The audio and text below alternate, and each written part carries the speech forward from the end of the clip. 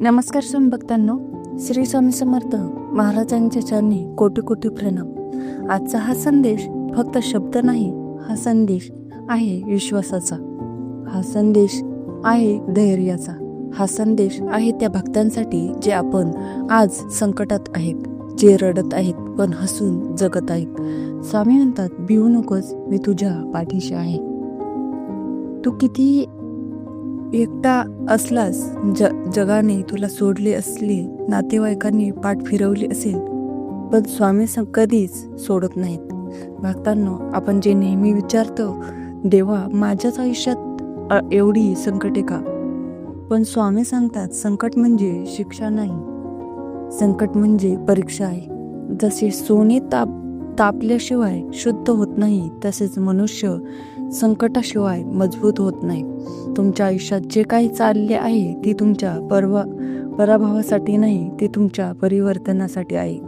आज तुम्ही रडत असाल, पण उद्या तुम्हीच इतरांना प्रेरणा द्याल. विश्वास म्हणजे काय? विश्वास म्हणजे अंधार असतानाही सूर्योदय होणार याची खात्री.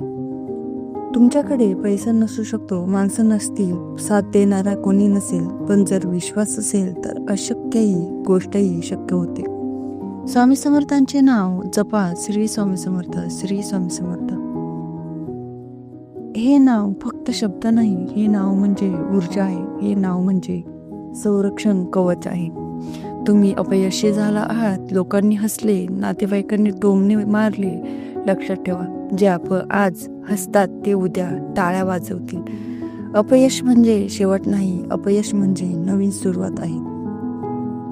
स्वामी म्हणतात, जे हरले ते संपले नाही, जे थांबले तेच संपले, म्हणून थांबू नका, हळूहळू चालत राहा. स्वामी तुमच्या सोबत आहेत. फक्त प्रार्थना करून चालत नाही, कर्म करावे लागते. स्वामी भक्त आहात तर प्रामाणिकपणे काम करा, कष्ट करा, वाईट विचार सोडा. स्वामी म्हणतात, जे पेराल तेच उगवेल. आज जर तुम्ही चांगले कर्म केले तर उद्या चांगले फळ नक्की मिळेल. डोळे बंद करा, स्वामींचा चेहरा डोळ्यासमोर आणा. ते तुम्हाला म्हणत आहेत, मी आहे ना, चिंता करू नकोस. तुमचे अडचण संपणार आहे, तुमचे कर्ज पिटणार आहे, तुमच्या घरात आनंद येणार आहे. फक्त विश्वास ठेवा. भक्तांना, जर तुम्ही हा संदेश ऐकत असाल तर समजा स्वामींनी तुम्हाला बोलावले आहे. आज एक निर्णय घ्या, रडायचे नाही, हार मानायची नाही, स्वामींवर शंका घ्यायची नाही, पण श्री स्वामी समर्थ तुमचे दिवस बदलतील, तुमचे नशीब बदलतील, तुमचे आयुष्य उजळेल.